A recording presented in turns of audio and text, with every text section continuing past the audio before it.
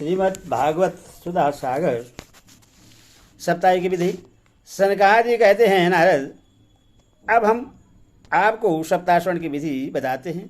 यह विधि प्रायः लोगों की सहायता और धन से साध्य कही गई है। पहले तो यत्नपूर्वक ज्योतिष को बुलाकर मुहूर्त पूछना चाहिए तथा विवाह के लिए जिस प्रकार धन का प्रबंध किया जाता है उस प्रकार ही धन की व्यवस्था इसके लिए करनी चाहिए। कथा आरंभ करने में भाद्रपद, अश्विनी, कार्तिक, मार्गशीर, आषाढ़ और श्रावण ये 6 महीने श्रोताओं के लिए मोक्ष की प्राप्ति के कारण हैं। दिवसे इन महीनों में भी भद्रा, व्यतीतपात आदि कुयोगों को सर्वदा त्याग देना चाहिए तथा दूसरे लोग जो उत्साही हों उन्हें अपना सहायक बना लेना चाहिए। फिर प्रयत्न करके देश देशांतर में यह संवाद भेजना चाहिए कि यहाँ कथा होगी। सब लोगों को सपरिवार पधारना चाहिए। स्त्री और शूद्र आदि भगवत कथा एवं संकीर्तन से दूर पड़ गए हैं, उनको भी सूचना हो जाए ऐसा प्रबंध करना चाहिए। देश देश में जो विरक्त भेषणी और हरि कीर्तन के प्रेमी हों उनके पास निमंत्रण पत्र अवश्य भेजें। उससे लिखने की विधि इस प्रकार बतलाई गई है। महानुभाव, यहाँ 7 दिन तक सत्पुरुषों का बड़ा दुर्लभ समागम रहेगा और अपूर्व रसमयी श्रीमद् भागवत की कथा होगी।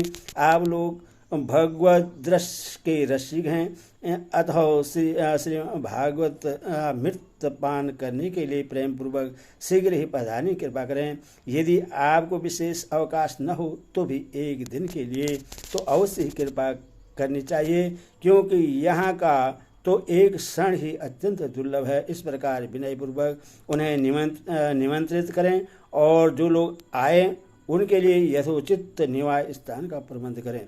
कथा का श्रवण किसी तीर्थ में, वन में अथवा अपने घर में भी अच्छा माना गया है। जहाँ लंबा चौड़ा मैदान हो वहाँ कथा स्थल रहना चाहिए। भूमि का शोधन, मार्जन और लेपन करके एक रंग बिरंग धातु से चौक पूरे घर की सारी सामग्री उठाकर एक कोने में रख दें। 5 दिन पहले से ही यत्नपूर्वक बहुत से बिछाने के वस्त्र एकत्र कर लें तथा केले के खंभों से शोभित एक ऊंचा मंडप तैयार कराएं। उससे सब ओर फल, पुष्प, पत्र और चौदवे से अलंकृत करें तथा चारों ओर झड़ियाँ लगाकर तरह तरह के सामानों से सजा दें। उस मंडप में कुछ ऊंचाई पर 7 विशाल लोगों की कल्पना करें और उनमें विरक्त ब्राह्मणों को बुला कर बैठाएं। आगे की ओर उनके लिए वहाँ यथोचित आसन तैयार करें। इनके पीछे वक्ता के लिए भी एक दिव्य सिंहासन का प्रबंध करें। यदि वक्ता का मुख उत्तर की ओर रहे तो श्रोता पूर्वाभिमुख होकर बैठें और यदि वक्ता पूर्वाभिमुख रहे तो श्रोता को उत्तर की ओर मुख करके बैठना चाहिए अथवा वक्ता और श्रोता को पूर्व मुख होकर बैठना चाहिए।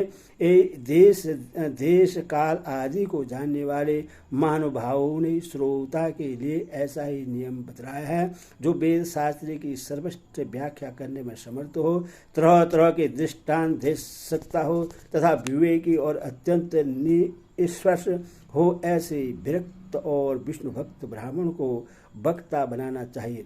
श्रीमद् भागवत के प्रवचन से ऐसे लोगों को नियुक्त नहीं करना चाहिए जो पंडित होने पर भी ये अनेक धर्मों के चक्कर में पड़े हुए स्त्री, लंपट एवं पाखंडी के प्रचारक हो। वक्ता के पास ही उसकी सहायता के लिए एक वैसा ही विद्वान और स्थापित करना चाहिए, वह भी सब प्रकार के शेषु को निवृत्त करने में समर्थ और लोगों को समझाने में कुशल हो।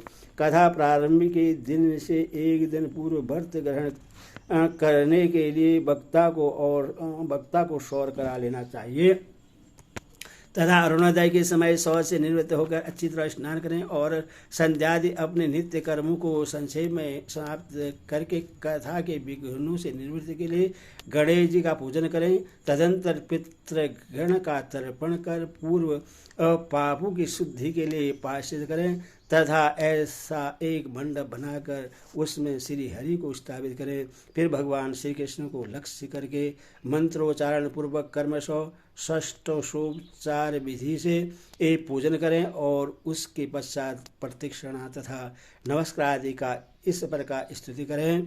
ऐ करुणानिधान, मैं संसार सागर में डूबा हुआ और बड़ा दीन हूँ। कर्मों के मोहरूपी ग्रह ने मुझे पकड़ रखा है। आप इस संसार सागर से मेरा उद्धार कीजिए।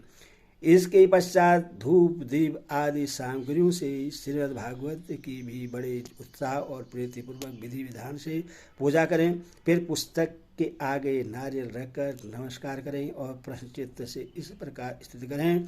श्रीमद् भागवत के रूप में आप साक्षात श्री कृष्णचंद्र ही विराजमान हैं। नाथ, मैंने भव सागर से छुटकारा पाने के लिए आपकी शरण ली है। मेरा यह मनोरथ आप बिना किसी विघ्न बाधा के सांगोपांग पूरा करें। केशव, मैं आपका दास हूँ। इस प्रकार धीर वचन कर फिर वक्ता का पूजन करें, उसे सुंदर वस्त्राभूषणों से विभूषित करें और फिर पूजा के पश्चात उसकी इस प्रकार स्तुति करें। सुख स्वरूप भगवान, आप समझाने की कला में कुशल और सब शास्त्रों में पारंगत हैं। कृपया इस कथा को प्रकाशित करके मेरा अज्ञान दूर करें।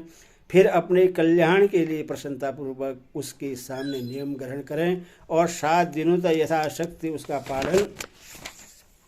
उसका पालन करें। कथा में विघ्न न हो इसके लिए 5 ब्राह्मणों को और वर्ण करें। वे 12 मंत्र के द्वारा भगवान के नाम का जप करें। फिर ब्राह्मण अन्य विष्णु भक्त एवं कीर्तन करने वालों को नमस्कार करें, उनकी पूजा करें और उनकी आज्ञा पाकर स्वयं भी आसन पर बैठ जाएं।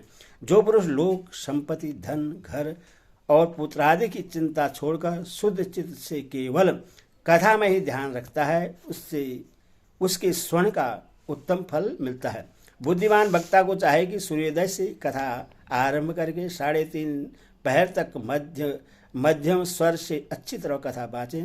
दोपहर के समय 2 घड़ी तक कथा बंद रखें। उस समय कथा के प्रसंग के अनुसार वैष्णव को भगवान के गुणों का कीर्तन करना चाहिए। व्यर्थ बातें नहीं करनी चाहिए। कथा के समय मल मूत्र के वेग को काबू में रखने के लिए अल्पाहार सुखकारी होता है। इसीलिए श्रोता केवल एक ही समय हवश्यान भोजन करें।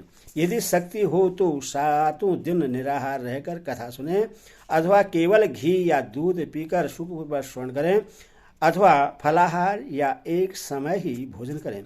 जिससे जैसा नियम सुविधि से सद सके उसी को कथा श्रवण के लिए ग्रहण करें। मैं तो उपवास की अपेक्षा भोजन करना अच्छा समझता हूँ, यदि वह कथा श्रवण में सहायक हो। यदि उपवास से श्रवण में बाधा पहुँचती हो तो वह किसी काम का नहीं।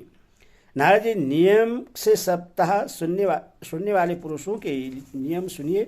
विष्णु भक्त की दीक्षा से रहित पुरुष कथा श्रवण का अधिकारी नहीं है। जो पुरुष नियम से कथा सुने उससे ब्रह्मचर्य से रहना, भूमि पर सोना और नित्य प्रति कथा समाप्त होने पर पत्तल में भोजन करना चाहिए। दाल, मधु, तेल, गरिष्ठ अन्न, भाव दूषित पदार्थ और बासी अन्न, इनका उसे सर्वदा ही त्याग करना चाहिए। काम, क्रोध, मद, मान, मत्सर, लोभ, दंभ, मोह और द्वेष को तो अपने पास में नहीं फटकने देना चाहिए। वह वेद, वैष्णव, ब्राह्मण, गुरु, गौ सेवक तथा स्त्री, राजा तथा और महापुरुषों की निंदा से बचे। नियम से कथा सुनने वाले पुरुष को रसलवा स्त्री, अतियज, मलिच्छ, पतित, गायत्रीहीन, द्विज, ब्राह्मणों से द्वेष करने वाले तथा वेद को न मानने वाले पुरुषों से बात नहीं करनी चाहिए। सर्वदा सत्य, सौद, दया, मौन, सरलता, विनय और उदारता का बर्ताव करना चाहिए। धनहीन, क्षय रोगी, किसी अन्य रोग से पीड़ित, भाग्यहीन, पापी, पुत्रहीन और मोक्ष भी यह कथा श्रवण करे। जिस स्त्री का रजोदर्शन रुक गया हो, जिसके एक ही संतान होकर रह गई हो, जो बांझ हो, जिसकी संतान होकर मर जाती हो अथवा जिसका गर्भ गिर जाता हो, वह यत्न पूर्वक इस कथा को सुने। ये सब यदि विधिवत कथा सुने तो इन्हें अक्षय फल की प्राप्ति हो सकती है। यह अत्युत्तम दिव्य कथा करोड़ों यज्ञों का फल देने वाली है। इस प्रकार इस व्रत की विधियों का पालन करके फिर उद्यापन करें। जिन्हें इसके विशेष फल की इच्छा हो वे जन्माष्टमी व्रत के समान ही इस कथा व्रत का उद्यापन करें। किंतु जो भगवान के अकिंचन भक्त हैं उनके लिए उद्यापन का कोई आग्रह नहीं है। वे स्वर्ण से ही पवित्र हैं क्योंकि वे तो निष्काम भगवत भक्त हैं। इस प्रकार जब सप्ताह एक समाप्त हो जाए तब श्रोताओं को अत्यंत भक्तिपूर्वक पुस्तक और वक्ता की पूजा करनी चाहिए। फिर वक्ता श्रोता को प्रसाद, तुलसी और प्रसादी मालाएं दें तथा सब लोग मृदंग और झांसी की मनोहर ध्वनि से सुंदर कीर्तन करें। जय जयकार, नमस्कार और शंख ध्वनि का घोष कराएं तथा ब्राह्मण और याजकों को धन और अन्न दें। श्रोता विरक्त हो तो कर्म की शांति के लिए दूसरे दिन गीता पाठ करें। गृहस्थ हो तो हवन करें। उस हवन में 10 मस्कंध का एक एक श्लोक पढ़कर विधिपूर्वक खीर, मधु, घृत, तिल और अनादि सामग्रियों से आहुति दें अथवा एकाचित से गायत्री मंत्र द्वारा हवन करें, क्योंकि तत्वतः यह महापुराण गायत्री स्वरूप है। होम करने की शक्ति न हो तो उसका फल प्राप्त करने के लिए ब्राह्मणों को हवन सामग्री दान करें और नाना प्रकार की त्रुटियों को दूर करने के लिए और विधि में फिर जो न्यूनाधिकता रह गई हो और उसके दोषों की शांति के लिए विष्णु सहस्त्र नाम का पाठ करें। उससे सभी कर्म सफल हो जाते हैं, क्योंकि कोई भी कर्म इससे बढ़कर नहीं है। फिर 12 ब्राह्मण को खीर और मधु आदि उत्तम उत्तम पदार्थ खिलाएं तथा व्रत की पूर्ति के लिए गौ और सुवर्ण का दान करें। सामर्थ्य हो तो 3 तोले सोने का एक सिंहासन बनवाएं। उस पर सुंदर अक्षर से लिखी हुई श्रीमद् भागवत की पोथी रखकर उसकी आह्वानादि विधि उपचारों से पूजा करें और फिर जितेंद्र आचार्य को उसका वस्त्र आभूषण एवं गंधादि से पूजन करें। दक्षिणा के सहित संपन्न कर दें। यो करने से वह बुद्धिमान दाता जन्म मरण के बंधनों से मुक्त हो जाता है। यह सप्ताह प्रायण की विधि सब पापों को निवृत्त करने वाली है। इसका इस प्रकार ठीक ठीक पालन करने से यह मंगलमय भगवत पुराण अभिष्ट फल प्रदान करता है तथा अर्थ, धर्म, काम और मोक्ष चारों की प्राप्ति का साधन हो जाता है। इसमें संदेह नहीं है। सनकादि कहते हैं, नारद जी, इस प्रकार तुम्हें यह सप्ताह स्वर्ण की विधि हमने पूरी सुना दी। अब और क्या सुनना चाहते हो? इस श्रीमद् भागवत भोग और मोक्ष दोनों ही हाथ लग जाते हैं। सूजी कहते हैं, सौनक जी, यो कहकर महामुनि सनकादि ने 1 सप्ताह तक विधि पूर्वक इस सर्व पाप नाशनी परम पवित्र तथा भोग और मोक्ष प्रदान करने वाली भगवत कथा का प्रवचन किया। सब प्राणियों ने नियम पूर्वक से स्मरण किया। इसके पश्चात उन्होंने विधि पूर्वक भगवान पुरुषोत्तम की स्तुति की। कथा के अंत में ज्ञान, वैराग्य और भक्ति को बड़ी पुष्टि मिली और वे तीनों एकदम तरुण होकर सब जीवों का चित्त अपनी ओर आकर्षित करने लगे। अपना मनोरथ पूरा होने से नारद जी को भी बड़ी प्रसन्नता हुई। उनके सारे शरीर में रोमांच हुआ और वे परमानंद से पूर्ण हो गए। इस प्रकार कथा सुनकर भगवान के प्यारे नारद जी हाथ जोड़कर प्रेम गदगद वाणी से सनकादि से कहने लगे। नारद जी ने कहा, मैं धन्य हूँ, आप लोगों ने करुणा करके मुझे बड़ा ही अनुग्रहित किया है। आज मुझे सर्वपाभारी भगवान श्री हरि की ही प्राप्ति हो गई है। तबोधरो, मैं श्रीमद् भागवत स्वर्ण को ही सब धर्मों में श्रेष्ठ मानता हूँ, क्योंकि इसके स्वर्ण से वैकुंठ गोलोक बिहारी कृष्ण की प्राप्ति होती है। सूजी कहते हैं, सौनक जी, वैष्णव श्रेष्ठ नारद जी यो कह ही रहे थे कि वहाँ घूमते घूमते योगेश्वर सुखदेव जी आ गए। कथा समाप्त होते ही व्यासनंदन से सुखदेव जी वहाँ पधारे। 16 वर्ष की आयु आत्मलाभ से पूर्ण ज्ञान रूपी महासागर का संवर्धन करने के लिए चंद्रमा के समान वे प्रेम से धीरे धीरे श्रीमद् भागवत का पाठ कर रहे हैं। कर रहे थे। परम तेजस्वी सुखदेव जी को देखकर सारी सभासद झटपट खड़े हो गए और उन्होंने एक ऊंचे आसन में बैठाया। फिर देवर्षि नारद जी ने उनका प्रेम पूर्वक पूजन किया। उन्होंने शुक्र बैठकर आप लोग मेरी निर्बल वाणी सुनिए। सुखदेव जी बोले, रसिक एवं भावजन, यह श्रीमद् भागवत वेद रूप कल्प वृक्ष का परिपक्व फल है। श्री सुखदेव शुक के मुख का संयोग होने से अमृत रस से परिपूर्ण है। यह रस ही रस है, इसमें न छिलका है न गुठली है।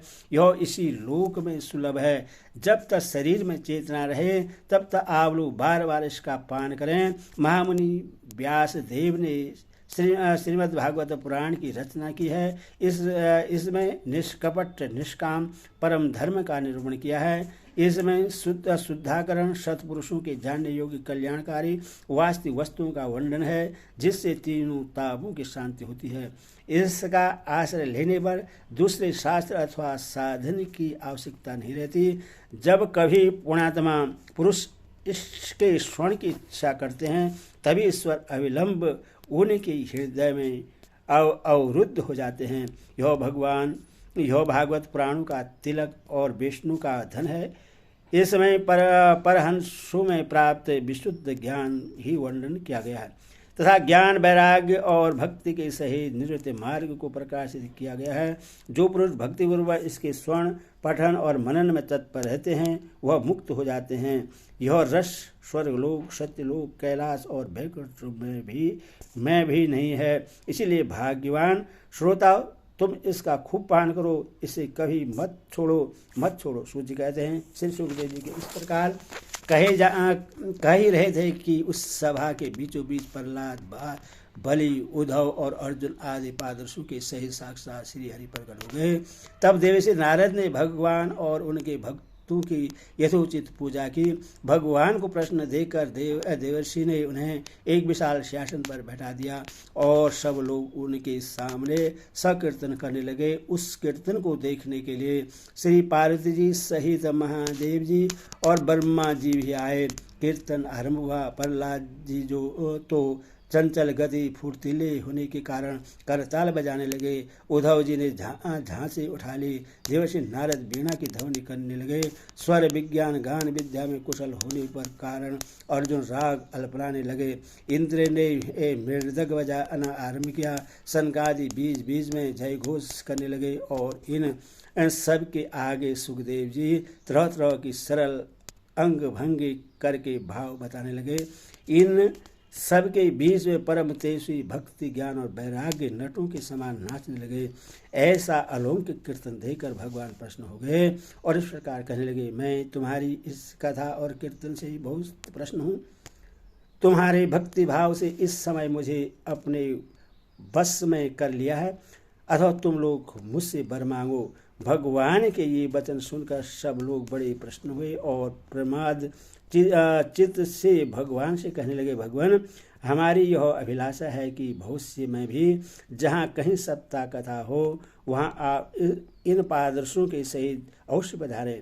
हमारा यह मनोरथ पूर्ण कर दीजिए। भगवान तथास्तु कहकर अंतर्ध्यान हो गए। इसके पश्चात नारद जी ने भगवान तथा उनके पादर्शों के चरणों को लक्ष्य करके प्रणाम किया और फिर सुखदेव जी आदि तपस्वियों को भी नमस्कार किया। कथा मृत का पान करने से सब लोगों को बड़ा ही आनंद हुआ। उनका सारा मोह नष्ट हो गया। फिर वे सब लोग अपने अपने स्थानों को चले गए। उस समय सुखदेव जी ने भक्ति को उसके पुत्रों से अपने शास्त्र में स्थापित कर दिया। इसी से भागवत का सेवन करने से श्री हरि वैष्णव के हृदय में आप विराजते हैं। जो लोग दरिद्रता के दुख ज्वर की ज्वाला से दग्ध हो रहे हैं, जिन्हें माया पिशाची ने रो डाला है तथा संसार समुद्र में डूब रहे हैं, उनका कल्याण करने के लिए श्रीमद् भागवत सिंहनाद कर रहा है। शौनक जी ने पूछा, सूजी सुखदेव जी ने राजा परीक्षित को, गौकर्ण ने धनुर्धरकारी को और सनकादि ने नारद जी को किस किस समय यह ग्रंथ सुनाया था, मेरा यह शेष दूर कीजिए। सूर्य ने कहा, भगवान श्री कृष्ण के 100 धाम गमन के बाद कलयुग के 30 वर्ष के कुछ अधिक बीत जाने पर भाद्रपद मास की शुक्ला नवमी को सुखदेव जी ने कथा आरंभ की थी।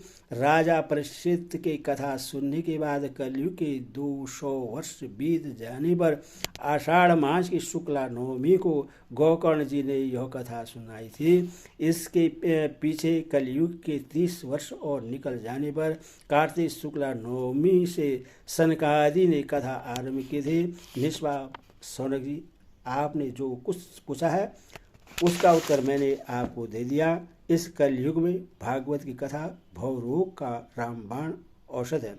संतजन, आप लोग आदरपूर्वक इस कथा मृत्यु का पान कीजिए। यह श्री कृष्ण को अत्यंत प्रिय, संपूर्ण पापों का नाश करने वाला, मुक्ति का एकमात्र कारण और भक्ति को बढ़ाने वाला है।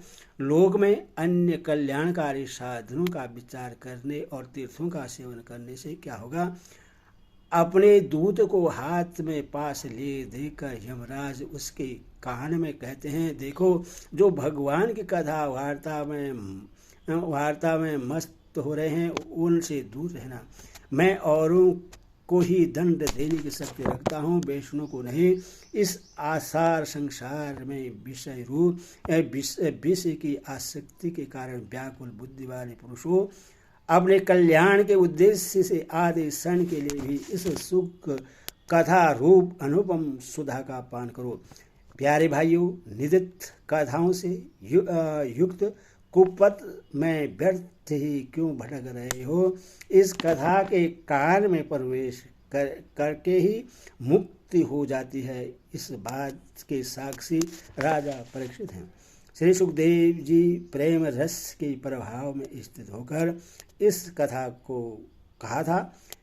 इसका जिसके कंठ से संबंध हो जाता है वह वैकुंठ स्वामी बन जाता है। सौनक जी, मैंने अनेक शास्त्रों को देखकर आपको यह परम गोप्य रहस्य अभी सुनाया है। सब शास्त्रों के सिद्धांतों का यही निचोड़ है। संसार में इस सुख शास्त्र से अधिक पवित्र और कोई वस्तु नहीं है। अथवा आप लोग परमानंद की प्राप्ति के लिए इस द्वादश स्कंद का रस का पान करें। जो पुरुष नियम पूर्वक इस कथा का भक्ति भाव से श्रवण करता है और जो शुद्धात्मकरण भगवत भक्तों के सामने से सुनाता है, वे दोनों ही विधि का पूरा पालन करने के कारण इसका यथार्थ फल पाते हैं। उनके लिए त्रिलोकी में कुछ भी असाध्य नहीं रह गया। श्रीमद् भागवत महात्म्य हरि ओम तत्सत्। हरि ओम तत्सत्।